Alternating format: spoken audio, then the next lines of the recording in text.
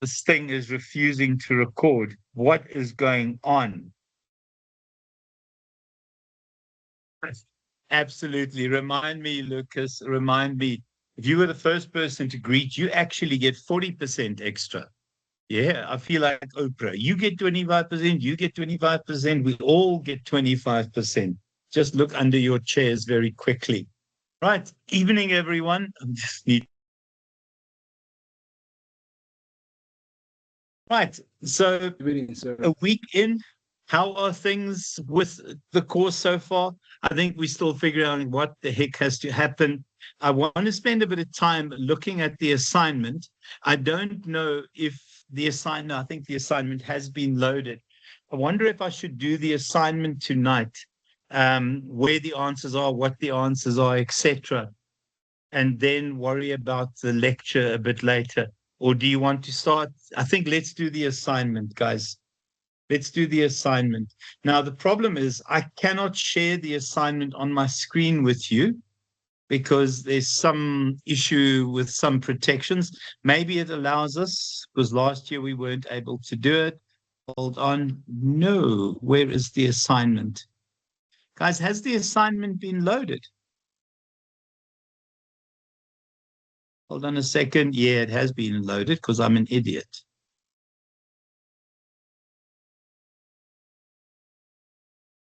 Gosh, everything is irritating me tonight.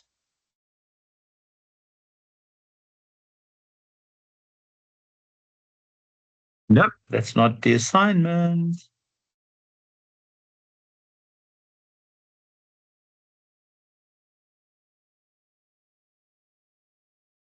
All right. Just let me know whether you can see that assignment your side, because normally it won't allow you to share it on a screen. Can you guys see the assignment? Oh, that's wonderful news. Okay, so let's have a glance at the assignment. So my approach to the assignment is that I spoon feed. Okay, so I give you guidelines, give you assistance, suggest where to find the answers, etc. I'm not going to discuss the application, but certainly I'll give you quite a bit of information. So let's go through the assignment quick.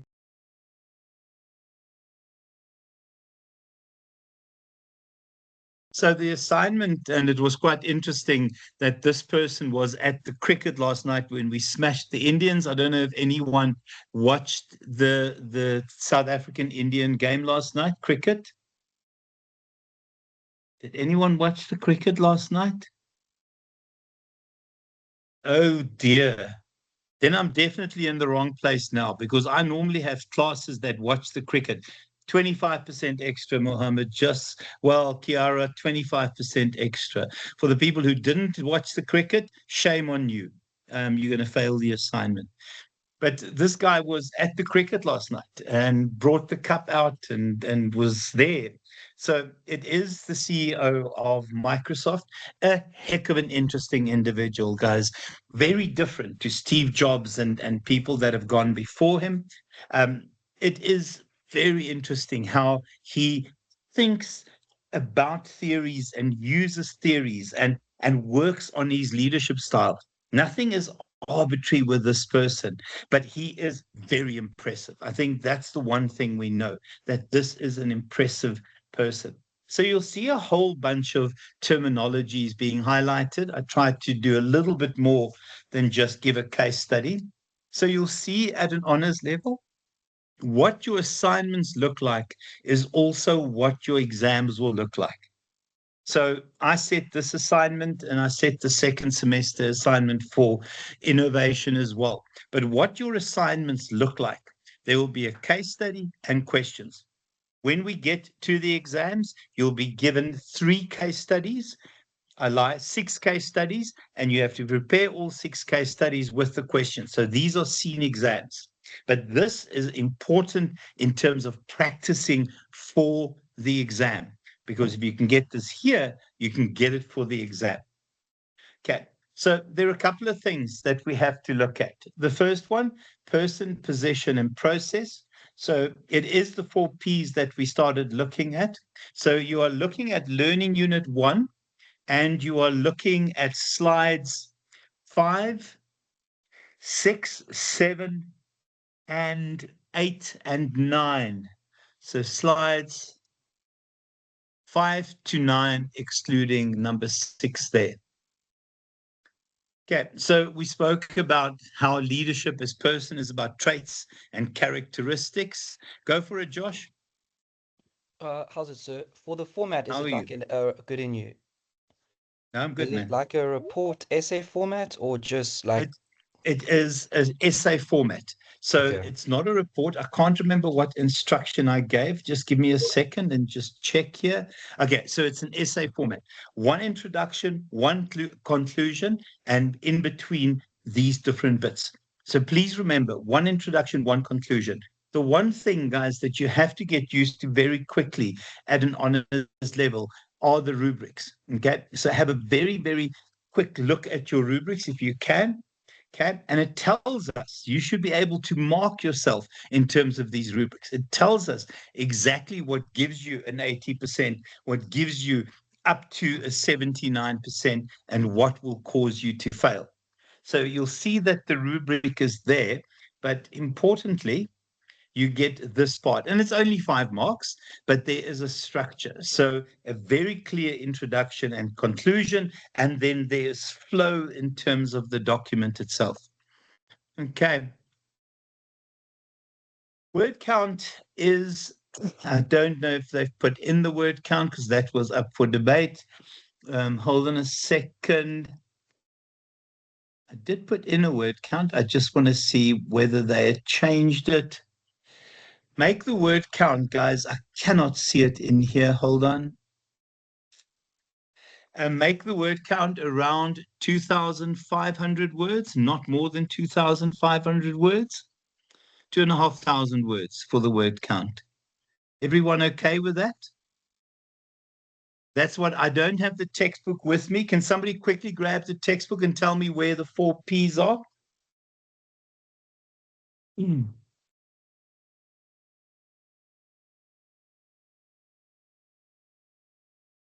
Josh, just take your name, your hands down. It won't just be 47, Boipelo. No, it is 47. Sorry, it is 47. Okay, that's perfect. Thanks for that, Boipelo.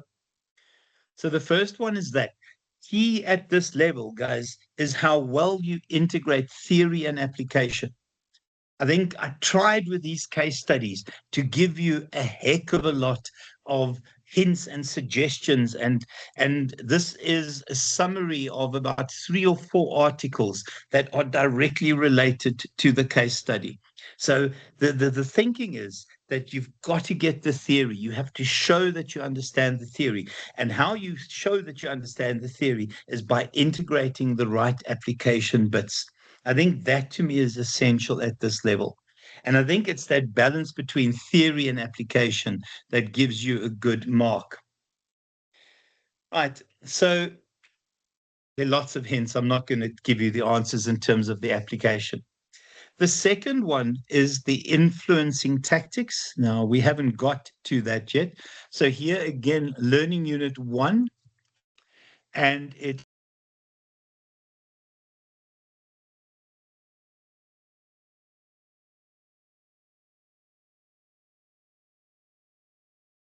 so slides 19 and 20. So influencing tactics, still learning unit 1. It's all learning unit 1, slides 19 and 20. Can somebody please tell me in the textbook where this is?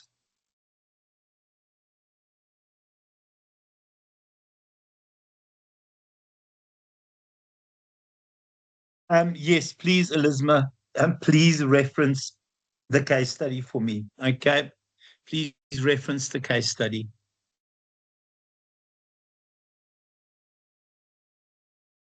Okay. And then page 55. Right. So I'm going to go through it anyway. So, because I was going to lecture this part tonight. So we'll go through it quickly. I think when we look at influencing tactics, I often realize that there are certain ways that I prefer to be influenced through. Please hold on a second. I'm sitting with the door open and it's starting to make noise with the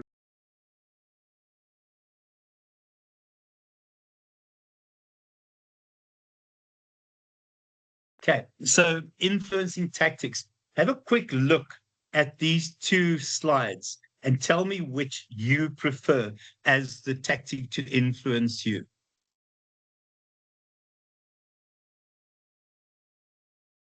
Thanks for that answer, Radasi.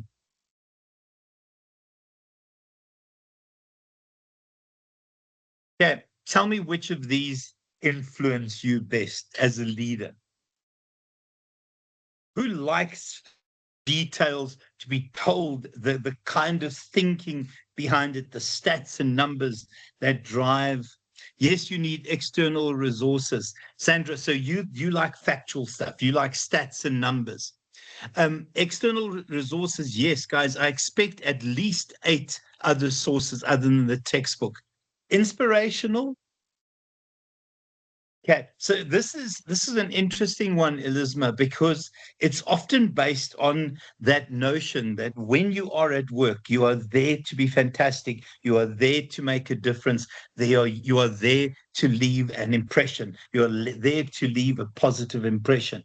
That's an interesting one because it really comes back to your own ethicality, your own ideals, and also what you want to achieve out of the job. Elizabeth, can I ask a weird question? Are you quite religious? I can't talk. Are you quite religious? Okay. Yeah. Can I? And it's got nothing to do with anything other than often religious people do this. It's that kind of, and you can search, you can look at if you haven't heard of it before. It's the Protestant work ethic. So the Protestant work ethic is that you get through heaven by working really hard. So working hard is one of your ways of getting to heaven. Okay. Consultation is an interesting one because that's my style. I hate to be told this will happen. Involve me in the decision, share information, ask me for information, but also allow me to have some influence over the outcome of whatever the plan is. I'm not a big fan of fake consultation where the decision's already taken, and essentially this is a way of getting me to nod my head. Okay, hold on a second. Sorry, I got a frog in my throat. Okay, and then just to go through the ones that are there, appraising, I think here it's almost the notion that if you do this, these are the kinds of positive consequences in your future. These are the kinds of benefits that will be accruing in future. What is important about the appraising tactic, though, is that you have to make sure that if you make promises around future positive consequences, whether it's career, skill development, whether it is building a positive profile and somebody will promote that profile, you have to follow up on that. It can't just be an appraising until you've got the commitment from people. Does anyone put down exchange? This is an interesting one. It's based on specific leadership theory, and we'll do the leadership theory. And some of you might have seen this previously, transformational leadership. So, transformational leadership has this kind of transactional approach as one of the sub elements. And the way it works is it answers the question, what is in it for me? So, if you give me this, what do I get in return? If I do the work, what do I get in return? So it's very much a give and take one. I'm not a big fan of that. Some of the others, personal appeals, yeah, also not a big fan of this. Listen, we're mates, we're friends, I would go to battle with you. You need to come to battle with me. Hate this now. This is where it becomes incredibly negative. Ingratiation, where you say good things. Oh my gosh, hold on. Where you say good things and you compliment someone and you literally have that kind of moment of putting the person on a pedestal. And then, once you've done that, you say, well, you are such a wonderful human being. Can you please help me with this? It's manipulation. I'm not a fan of this whatsoever. And then legitimating tactics, yeah, where you say, I'm in charge, you will do. If you want to have a job tomorrow, I suggest you get your A into G. Pressure is coercive approach. I think here it is about threats, and sometimes those threats could be real in terms of disciplinary action, etc., or just implied. Listen here, the other person who didn't help me with this does not have a job right now. Also not a fan of this one, coalition tactics, where you convince this person's colleagues that this is the right thing to do, and you leave it to them to convince the person. Can I just see which of these, if you could choose two of them, which would be your choices? If you could select two of those, which would those be?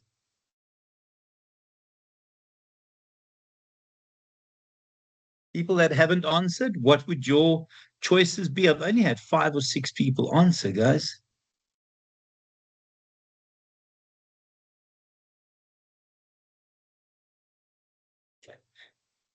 Inspirational and personal, nice inspirational consultation. Quite like that as well. Exchange and rational, absolutely UNESCO. Appraising consultation. Collaboration is very, very good. Did I skip collaboration? Okay. And I know what collaboration is. It very much is in relation to consultation. Inspirational collaboration. Okay, very cool.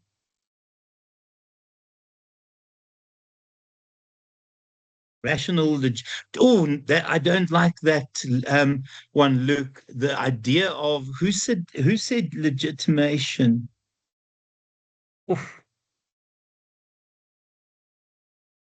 Mohammed, that's a strange one. Is that what you prefer to use, or what you prefer to use, have used on you? Be careful of that one, Mohammed. Be very, very careful of that second one. Hey, I think everyone has their own style, and you'll see that the first page to me is definitely positive, and second page for me is questionable. And if you work for someone that does this kind of thing, I think your life is not pleasant. And if you do this to your employees, you must realize that they're not going to enjoy that. Okay. So any questions on that one? Any comments?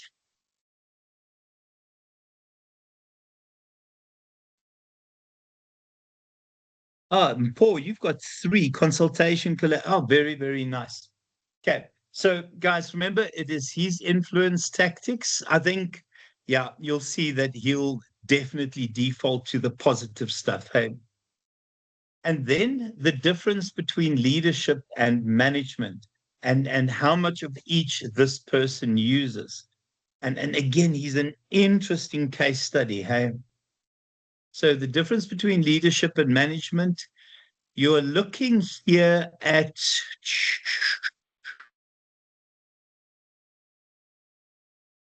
let me find it.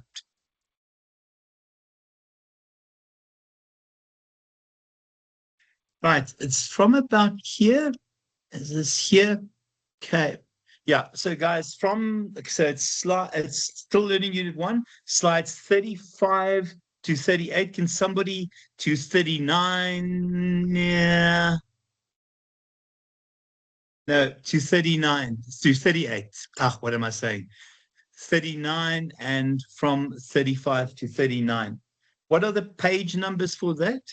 No, Shannon, you won't be able to explain all of those. So select the top tactics that you believe applies and then describe those. But you won't be able to describe all of them. Okay. I think it's a focused approach to your answer. No problem. Okay, anyone give me the page numbers there? Slides 35 to 39. Who has got the textbook in front of them?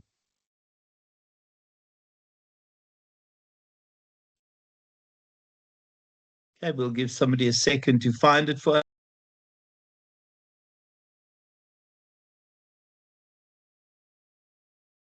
Anyone find it in the textbook?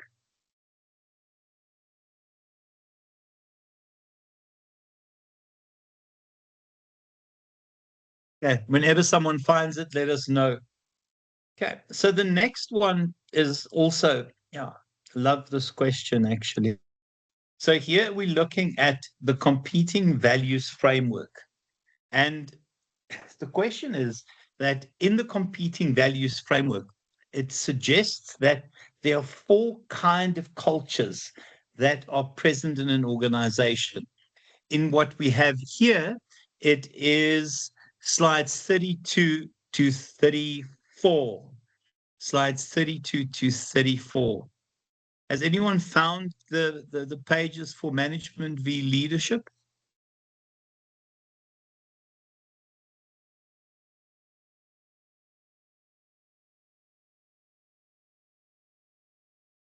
Let me see if I can find my textbook very quickly.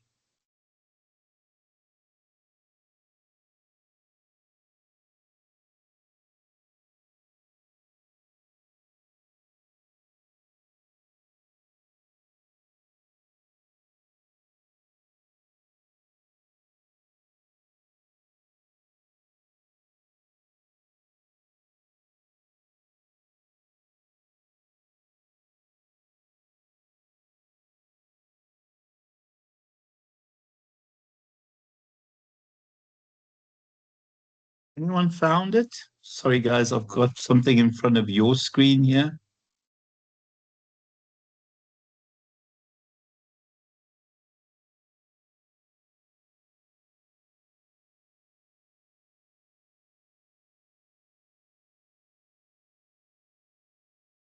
Right, have a glance at, oh my goodness me, hold on.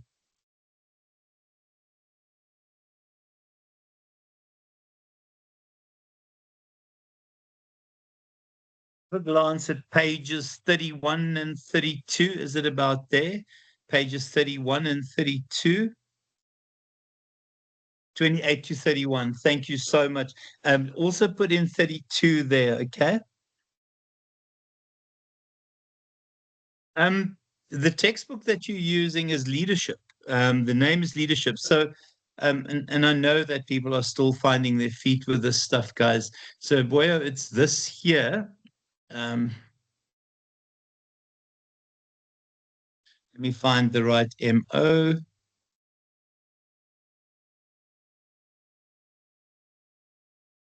So, if you look in your module outline, it's that guy there.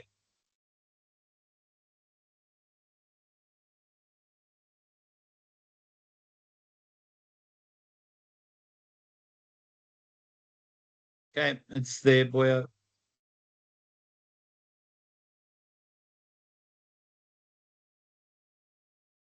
Ah, Niha, sorry, I'm saying, well, sorry, Nia, my apologies for that. I wasn't looking at the messages. Okay, and then the competing values framework. Let's have a glance at this. So when we look at the, yeah, oh, thank you for that, Uniska. So the competing values framework essentially talks about potential options in terms of types of cultures that they want to create. Now, what we know in terms of those cultures, that there are four kinds of organizations. Those that compete, that are out there in the ring, literally fighting for market share. There are those that are control freaks, and the focus in terms of that culture is often what we see in government or what we see in accounting or auditing firms. Then you get those creative individuals that are there to push the envelope in terms of new innovations, constantly at the cutting edge, constantly introducing innovations. And then there are those collaborative type cultures that is about working together, the collective, giving significant power to the ability of the organization to compete. So the way that, and the one thing we also see, it is this new way of looking at the world. In the past, I think the reality is, prior to technologies being what they are, we had a world of either or. Either you did this or you did that. It was clear cut, it was always obvious. But in a world that's gone slightly insane and the kind of environment that we have now, it is important to look at other alternatives from a culture perspective. So you get a chance to look at the both and cultures. And the both and is essentially far more positive. It gives you alternatives. It allows you to use technologies to leave a real impression. Out of that, we end up with this particular situation. Okay. So those create those kinds of options, flexibility versus stability, and an internal versus an external focus. So internal focus, very much the audit firm type scenario. External focus, those individuals that are at the cutting edge, in the ring, competing for market share, impressing customers all the time. So the key thing in terms of this is that your culture has to align to the strategic intent of your organization. Now, please remember that Microsoft's strategic intent is always about innovation, cutting edge, being at the front when it comes to new products and services and changing the world. So already we know that the ideal culture would sit between those there. And again, remember the both and option. So out of that, we get these kinds of cultures. Okay. So the first one, the control culture, I think part of the control culture. So if we go back here, just to show you, control is here. So it's about internal focus and it's about stability. Auditing firms, we need a control culture. Okay. In auditing firms, we need a control culture. Please hold on a second. I just want to do something here and see if it will work. Okay, you need a control culture. Right. So from there, we look at the control culture. Come on, slide. And you can see the kind of focus elements within this particular culture. I think the first one is the notion that you want to make sure that everything from a workflow perspective is organized, that we have efficiency, that you have got that you've got control points at many stages of whatever thing you create or build. The key thing is also making sure your functional areas work together. Lots of planning, lots of making sure that we have our ducks in a row before we attempt anything, very clear performance management issues, and then also this idea about compliance, a narrow set of rules that we expect you to adhere to. Anyone work in that kind of culture, if you think of your own organization, work in that kind of culture?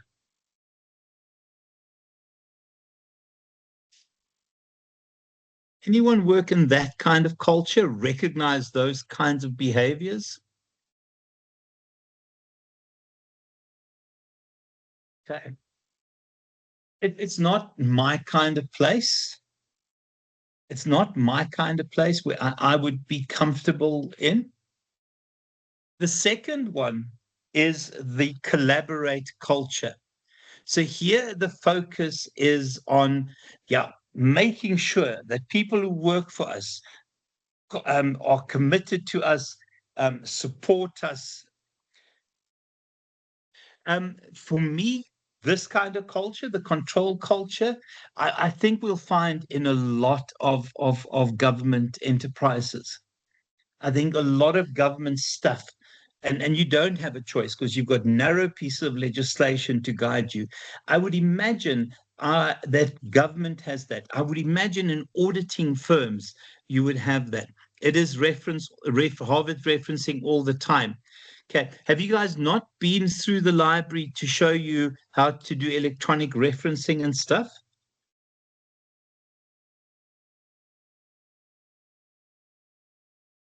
I'm frustrated about that. When are the library sessions? Because for me, absolutely. For me, and this is a non-negotiable for me, guys, I don't want you to do manual referencing. I want you to do electronic referencing, and I want you to use something called Zotero. Okay. No, Josh, that's fine, Joshua, to do that. Okay. But I want you to do it electronically. I don't want manual referencing, guys. Those of you that are doing your research this year, at the end of the year, your research project will be, I don't know, 100 pages or so, and you'll have 40, 50, 60 references. I don't want anyone to do manual referencing. Is that okay? I don't want anyone to do manual referencing. So as much as that is fine, I don't want manual referencing. Okay, you do yourself a favor and learn Zotero early. Who has studied with me previously? You will know that I expected you to use Zotero. That I expected you to use Zotero. Okay. So download it and please just ask the librarian if she's, I know they'll do Zotero with you. Okay. Oh, for Pete's sake, this is not a group assignment. Don't tell me they've changed it to a group assignment. That's going to frustrate me.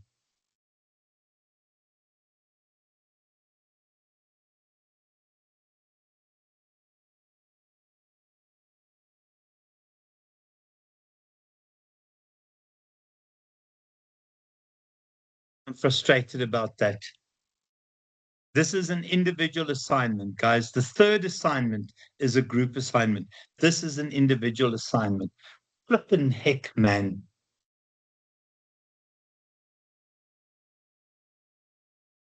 Okay. I'll raise an issue in terms of that. Okay. It's an individual assignment. Yeah. So just to carry on from there, guys, the competing values framework. Okay. Go for it, Marissa. Hi, sir. How are you? I'm good yourself. Good, thanks. I just wanted to ask, when we're doing for external references, do you only want sources from the electronic databases, or can we use like news articles as Textbooks. well? So remember, we talk about peer-reviewed references. The one thing that you can use it if it's for numbers and stats and factual bits of information about Microsoft. So you can go to the Microsoft website. But when you quote theory and when you work with theory, I expect peer-reviewed references. So stuff from the electronic website, stuff from a textbook. I expect those kinds of things. Okay. Okay. Thank So, you, so sir. if you want facts about this place, Microsoft, no issue if you go and get information from the website and other news articles.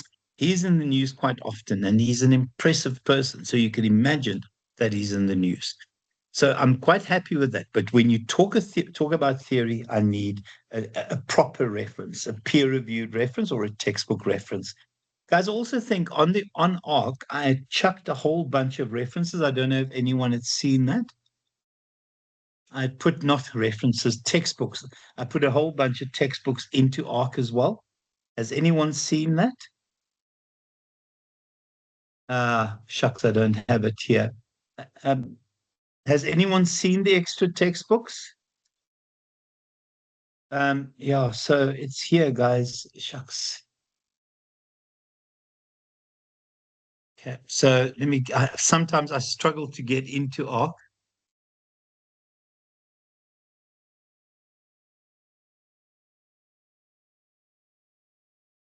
Um,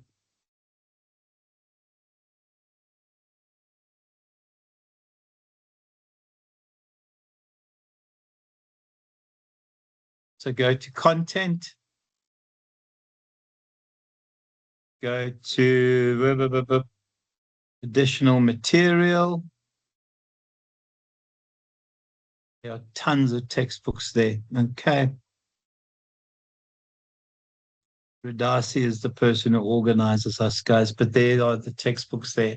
So go to additional material. You'll see your slides there, your additional textbooks. You'll see this thing here, not that I pay much attention to the work schedule. We are where we are. We always finish on time. And then your ICE tasks are there as well. Okay.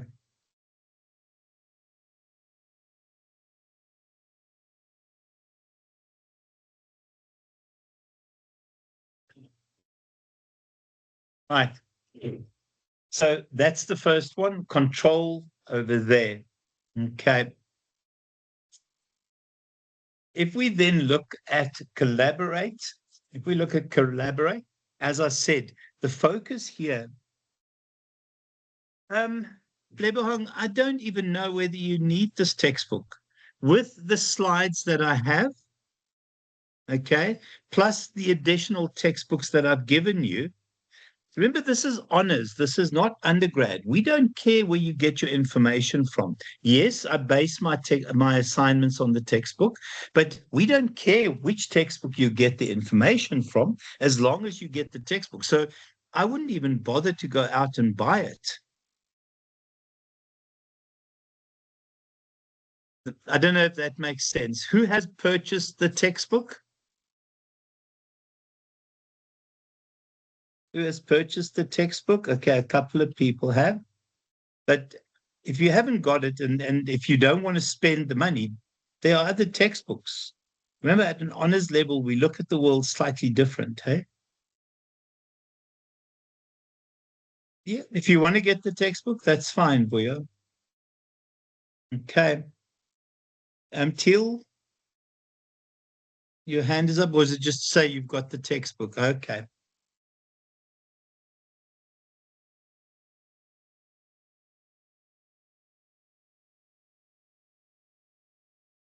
Okay. No problem, Teal, at all. No problem, hey?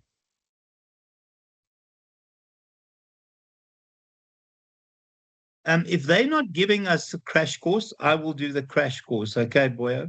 So I'm expecting them to do it. I'm going to speak to the librarian. It's non-negotiable. They've got to show you how to do this. Yeah, obviously there are resources on the module outline as well. Yeah, Mohammed, that's exactly it. Okay.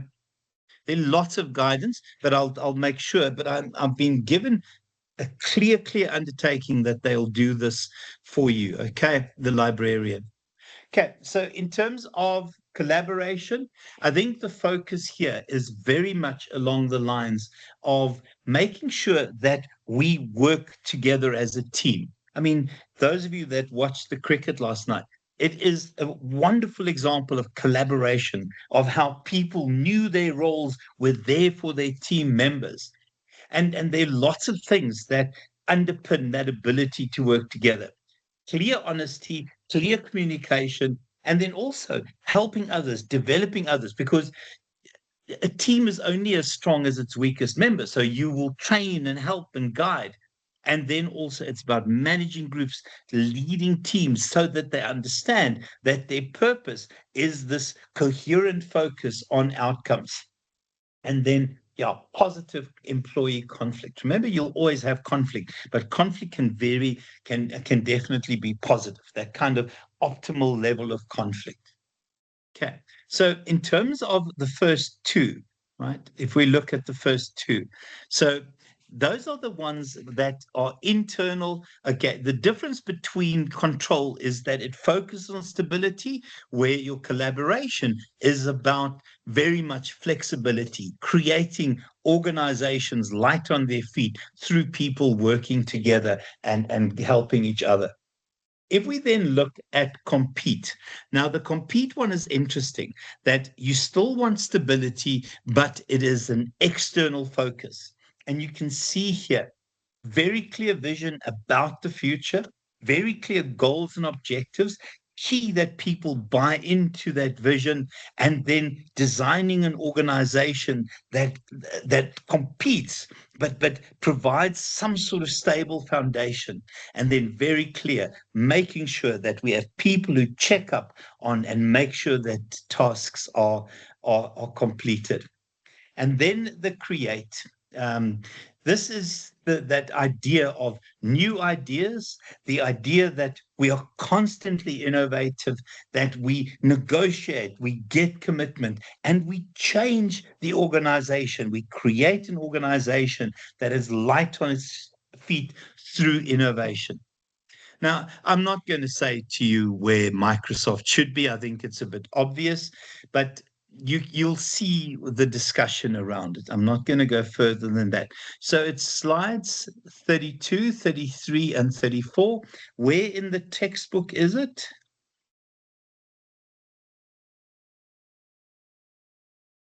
Is it about page 32 and 33? Around about page 32 and 33? Thank you, Sandra, for that. Thanks so much for that. So the assignment, guys, I don't know when it's due. Give me an idea when it's due. When is the assignment due? 24th of March. Okay, so we're a month away from that. Please don't leave this too late, guys. Please, please don't leave this too late. Okay, I'm going to stop the recording so that I can keep the assignment prep separate from the rest. Okay, guys.